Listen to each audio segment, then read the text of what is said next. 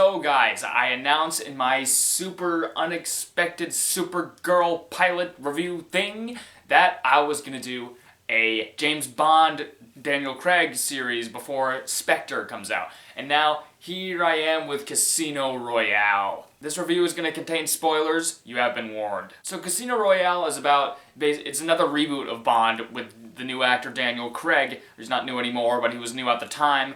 And this is about this villain who has to win this poker tournament in order to pay for these, terrorist thingy-majiggers. And James Bond has to play poker against this dude, and he has to win the money so that he can't do the thing with the terrorists, and you get what I mean. So guys, I'm gonna be honest with you. This is my first time seeing Casino Royale. I hadn't seen any Bond movies before. This is my first time actually seeing a Bond movie.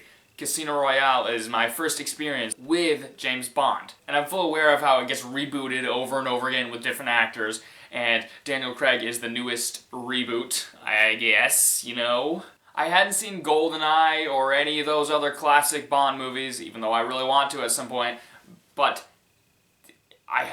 this is the only Bond movie I have seen, and this impressed me so much. From what I've heard, this is the Dark Knight of the Bond series, where it gets really serious and really dark and realistic, and that's definitely true. This movie has such a dark tone to it. I love it. It's not like your typical happy, fun Bond movie. This is really dark. It has some really dark, heartfelt moments in there that I did not expect. There's literally some bloody violence in this movie. There is some bloody, gritty, really gritty, violent stuff in this movie. And I did not expect that, to be honest. There's a sequence of torture that I'm gonna get into later, and that's probably the closest to R that I've ever seen in a PG-13 movie. But I absolutely love the dark tone of this movie.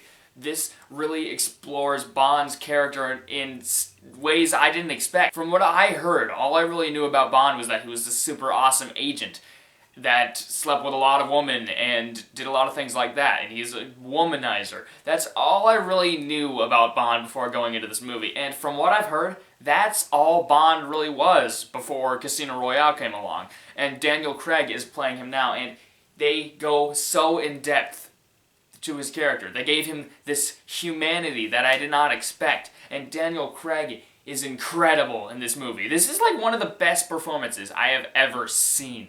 Daniel Craig is so good. I can't imagine any other actor that played Bond doing it better than him. And like I said, the action is really gritty in this movie, and it's very, very well filmed. The beginning of this movie, the Madagascar chase sequence, oh my gosh, that was incredible. I was just immediately, when this movie started, I'm like, I am in for something special. Yes! My adrenaline went up so fast, and this is one of the best opening sequences to a movie I've ever seen, probably. The Madagascar sequence is so cool. I was immediately hooked. That's what movies need to have in their beginnings. They need to have something that immediately gets your adrenaline going and immediately makes you interested and hooked on what's happening.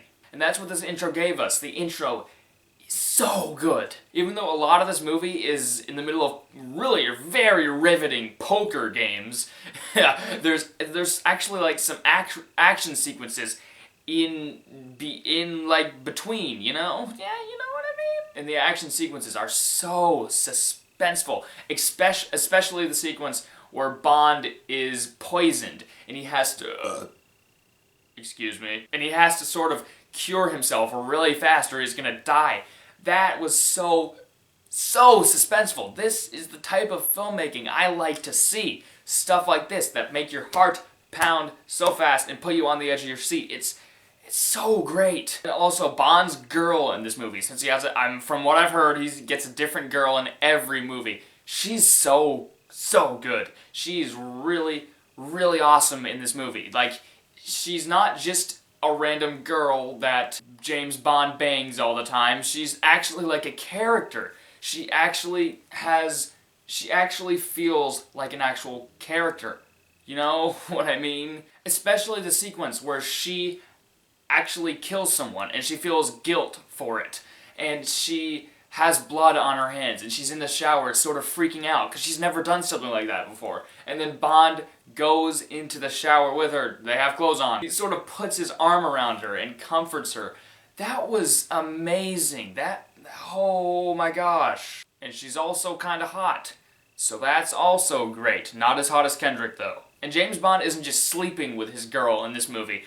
You actually get the sense that these two actually are in love with each other, which from what I've heard you never really get from a James Bond movie, and I didn't expect that. I expected him to just be like a womanizer, but you actually get the sense that these two do genuinely love each other, and their relationship in this movie was great. And also, I love the scene in this movie where James Bond is sort of like staring at himself in the mirror, like all covered in blood because he just killed some people. And he's just like sort of letting it sink in that this is who he is. This is what his job is. He has to murder people sort of for a living. It's what he does. He's like an assassin.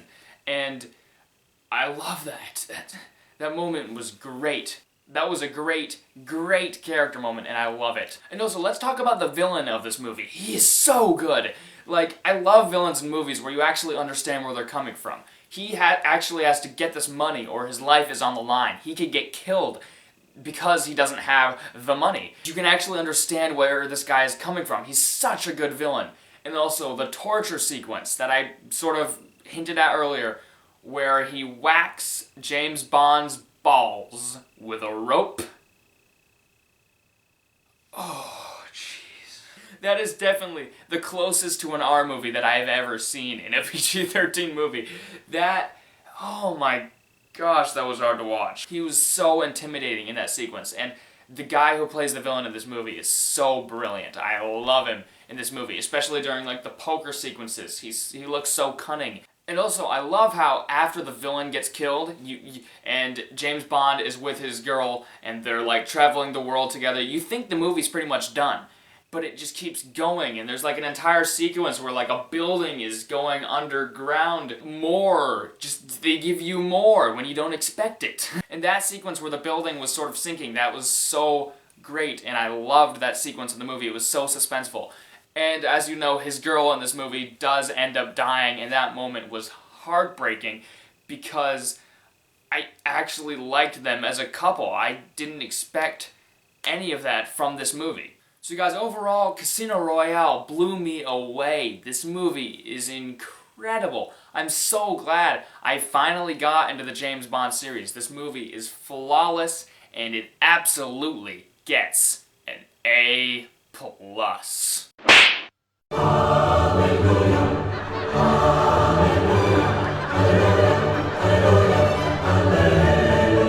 Alright guys, I'm so excited to see more Bond movies now. Quantum of Solace, I heard that wasn't that good.